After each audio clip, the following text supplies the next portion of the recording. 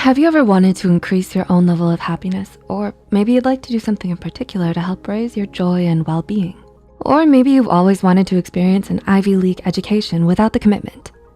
Yale University is offering an online course called The Science of Well-Being, where Dr. Santos reveals what actually makes us happy and recommends tips and exercises for increasing happiness in our lives, such as savoring our everyday experiences and appreciating them while they happen.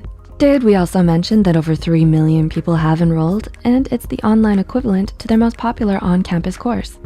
The course is completely online, self-paced, and the best part yet, you can earn a certificate from Yale upon completion. So make sure you click the description box below to check the course out. Hey Psych2Goers, welcome back to our channel. Have you ever wondered if there are some habits you could adopt to make your life a little bit happier? According to psychologists and research studies, there are some interesting habits that may just leave you feeling a bit more cheerful. Here are 6 helpful habits that will make your life happier. Number 1, read stories of wonder. Do you love to snuggle up with a good book and a cup of cocoa? While chocolate tends to make a lot of people happy, that story of wonderment you're reading may just make you happier. According to a 2012 research study published in the journal Psychological Science, awe can be elicited from reading a story, even a short one. Researchers Melanie Rudd, Kathleen D. Voss, and Jennifer Aker explain in their research article that awe offset the feeling that time is limited. And this increase in perceived time availability heightened willingness to volunteer time. And it accentuated preferences for experiential goods and lifted satisfaction with life. They further explained that their studies also demonstrated that awe can be elicited by reliving a memory, reading a brief story, or even watching a 60-second commercial. So, that inspiring book you're reading, or that adventurous play that has you hooked? Keep reading. Your life may just be a bit happier with an awe-inspiring book, and it keeps you present and in the moment. As the study states, experiences of awe bring people into the present moment. And being in the present moment underlies awe's capacity to adjust time perception, influence decisions, and make life feel more satisfying than it would otherwise. Sounds good to me. Number 2, drink a healthy amount of coffee. Who doesn't love a good old cup of joe? I know I do. Many studies have found a link between how much coffee you drink and a lowered risk of depression and suicide. In a large 2011 longitudinal study, researchers found that depression risk decreases with increasing caffeinated coffee consumption. They mentioned further research is needed to confirm their findings, but a good cup of coffee every now and then won't hurt your mood and alertness. Just make sure not to go overboard. Too much caffeine can be dangerous, folks, but just the right amount? Delicious. Gotta love those mochas. Number 3, don't focus on materialistic goods.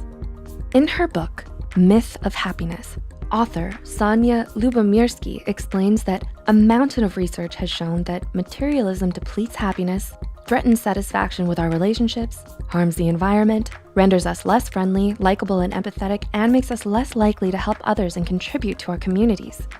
While a new pair of shoes here and there won't hurt you too much, if obtaining these types of possessions are all that's on your mind, it could cost you a bit of overall happiness. It's best not to put the weight of our happiness only on obtaining these luxury goods. Make it a habit to instead look towards your values, socialization, self-fulfilling goals, and experiences as another way to get that euphoric feeling. Basically, do what makes you happy. The things without that expensive price tag attached to it. Number 4, make it a habit to be around happy people. A 2008 study from the researchers and professors James H. Fowler and Nicholas A. Christakis found that if you simply live within a mile of another happy person, your happiness could increase by 25%. The researchers wanted to discover if happiness can spread from each individual and whether niches of happiness form within social networks. According to the study, people who are surrounded by many happy people and those who are central in the network are more likely to become happy in the future. Longitudinal statistical models suggest that clusters of happiness result from the spread of happiness and not just a tendency for people to associate with similar individuals. A friend who lives within a mile, which is about 1.6 kilometers, and who becomes happy increases the probability that a person is happy by 25%. Although these effects weren't seen in coworkers, the authors also mentioned that similar results were seen with happy spouses and neighbors who are within the mile. Time to thank your friendly neighbor for lending you that cup of flour, and thank them for a bit of happiness. Number 5, join clubs and participate in cultural activities. Thinking of joining a club or snagging those tickets to your favorite concert? One research study found that those participating in more cultural activities in clubs reported decreased levels of anxiety, depression, and an increase in one's general satisfaction with life. The 2011 study examined data on cultural activities, perceived health, and overall satisfaction with life on over 50,000 adult participants from Norway. According to their research, their results support hypotheses on the effect of cultural activities in health promotion and healthcare. Time to join the art club. Number 6, keep a journal of your feelings.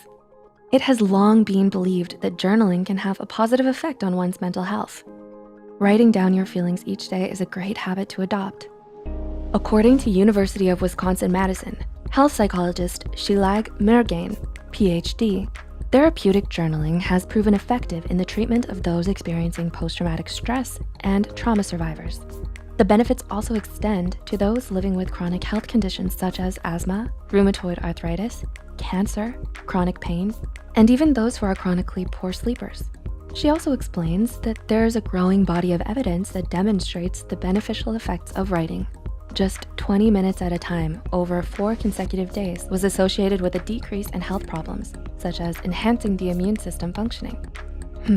So it might be a good idea to write a bit in your journal before bed, and then divulge into that awesome book you've been reading. So, which habits will you adopt? I'm working on journaling, and it really does seem to help. Do you journal before bed? Which book will you be reading? Let us know in the comments section down below. If you enjoyed this video, don't forget to click the like button and share this video with a friend who could use it. Subscribe to Psych2Go and hit the notification bell icon for more content like this. And as always, thanks so much for watching. If you liked the tips from this video and want to learn more about how to increase your own well-being and productivity, then you should check out The Science of Well-Being. A big shout out to Coursera for sponsoring this video and offering a course from Yale University to our viewers. You can earn a certificate from Yale upon completion, so make sure you check it out.